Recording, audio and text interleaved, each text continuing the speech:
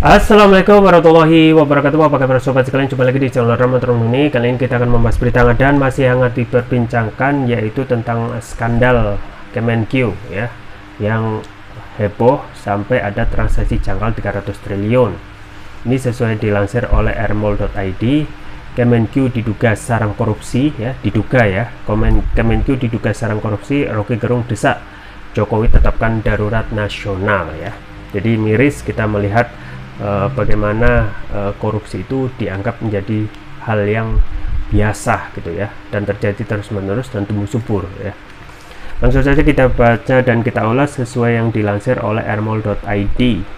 Republik Merdeka, harta tidak wajar milik mantan pejabat Ditjen Pajak hingga transaksi janggal 300 triliun rupiah di lingkungan Kementerian Keuangan Kemenq semakin menegaskan lembaga yang dipimpin Sri Mulyani telah menjadi sarang koruptor.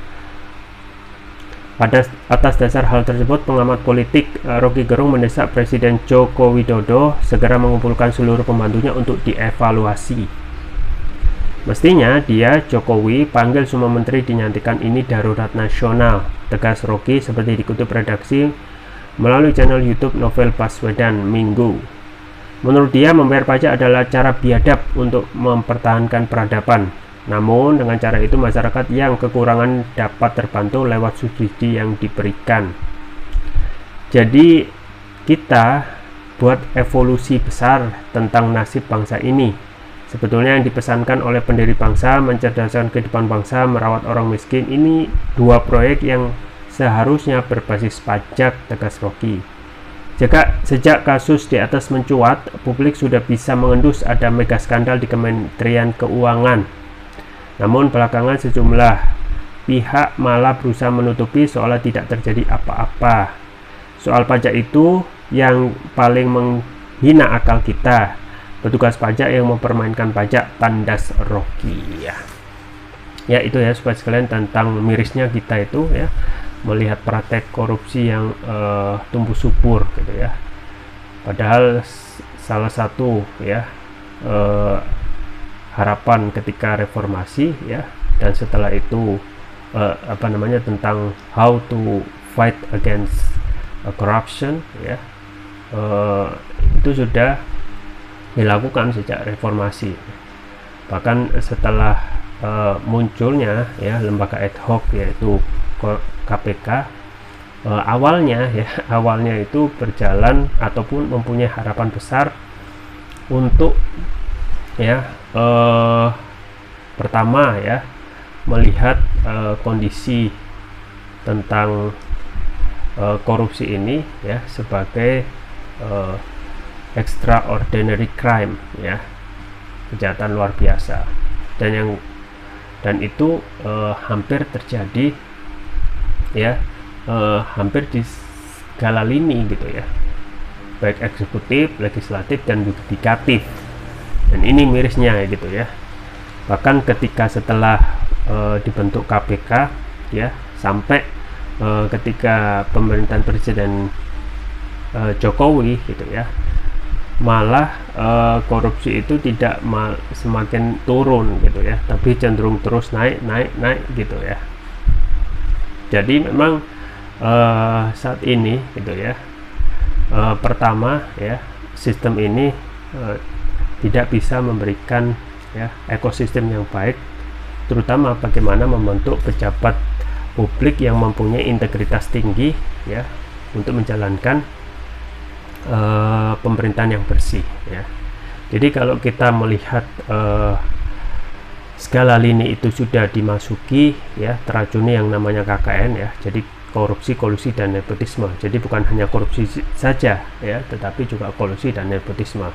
Nah itu kalau sudah semua lini sudah kena ya, eksekutif, legislatif, yudikatif, maka sudah hancur negara ini. Bahkan kalau kita melihat statement dari orang-orang Jepang ya, ketika lembaga yudikatif ya, lembaga penegak hukum ini sudah teracuni yang termasuki ya namanya korupsi, maka orang Jepang itu melongo gitu ya, how come gitu ya, karena salah satu yang bisa melakukan untuk mengeksekusi konstitusi, ya, undang-undang, termasuk untuk menegakkan hukum, ternyata juga teracuni. Bahkan ini menjadi dalam tanda kutip kiamat gitu ya bagi suatu negara tersebut. Dan kalau kita melihat fakta yang ada di negeri ini, sudah sering ya, sudah jamak terjadi korupsi itu tidak hanya atau korupsi itu terjadi hampir di semua lini kehidupan di negeri ini. Ya, apalagi kalau kita melihat kasus yang terakhir ya, rembetan dari terbongkarnya kasus Rafael Alun Trisambodo gitu ya. Kita juga tidak menutup mata dan sudah menjadi rahasia publik bahwasanya transaksi yang terjadi saat ini itu sebenarnya sudah diketahui gitu ya, tetapi terkesan ditutup-tutupi, dan memang bagaimana sanksi itu tidak dijalankan, dan sanksinya itu ya tidak bisa memberikan efek jerah gitu. Jadi apalagi kalau kita berbicara tentang penegakan hukum di era pemerintahan Presiden Jokowi gitu ya, bagaimana setiap korupsi makin kesini ya, para koruptor itu hukumannya malah seakan-akan dikurangi ya, diperingan ya.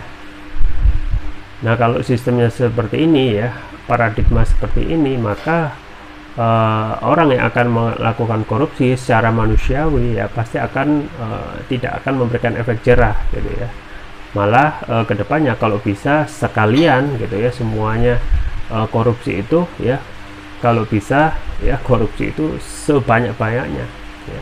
Karena nanti hasil korupsi bisa dibayar dipakai untuk membeli penegak hukum ya, kok sisanya untuk dipenjara ya, dan setelah itu masih ada sisa gitu ya untuk menikmati hasil korupsi. Nah, kalau pemikiran semacam ini dan kemudian hukum juga bisa dibeli ya, bahkan ketika di penjara ya, sering ada di media, bisa dibeli penjara itu dengan berbagai fasilitas, maka yang terjadi adalah akan ada yang namanya lingkaran setan ya. Korupsi itu akan terus-menerus terjadi seakan tidak ada juntrungnya. Nah, ini adalah persoalan serius yang sampai Rocky Gerung itu menyampaikan ini harus tetapkan darurat nasional gitu ya, mengingatkan kepada pemerintah ya, introspeksi diri ya, termasuk juga para pejabat publik yang saat ini ya sudah terendus ya melakukan transaksi janggal yang terlibat dalam transaksi janggal 300 triliun di Kemenq ya. Jadi 300 triliun ini sejak tahun 2009 hingga saat ini ya, itu terungkap ya. Berarti apa yang sudah ya selama ini itu ngapain aja gitu ya. Jadi selama ini itu ngapain aja ya. Apakah semuanya itu diketahui, kemudian dilakukan pembiaran ya, kemudian saling bagi-bagi hasil dari tindakan korupsi sehingga semua tutup mulut, TST tahu sama tahu ya. Dan puncaknya sekarang terbongkar tuh yang namanya transaksi janggal 300 triliun. Nah, kita juga miris ketika ada transaksi janggal yang nilainya fantastis seperti ini di saat kondisi sekarang susah gitu ya. Masyarakat dikejar dengan berbagai macam pajak gitu ya, bahkan variannya banyak gitu ya, atau yang disampaikan ya tentang ekstensifikasi pajak ya, sembako dipajaki gitu ya, kemudian pendidikan akan dipajaki dan lain sebagainya. Tetapi ya untuk orang yang orang kaya ya, yang kekayaannya miliaran rupiah, itu justru diberikan keringan pajak ya, diberikan keleluasaan untuk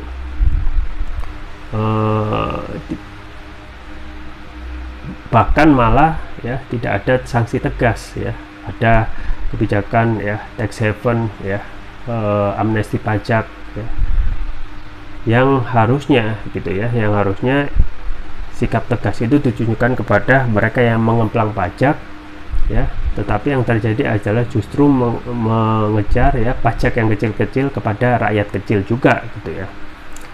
Nah, saat ini kita ketahui kondisi darurat itu sebenarnya sudah terjadi gitu ya, sejak ketika ya hukum itu tidak ditegakkan seadil-adilnya ya, ketika konstitusi itu tidak memberikan hukuman secara tegas ya yang bisa memberikan efek jera kepada para pelaku korupsi ya.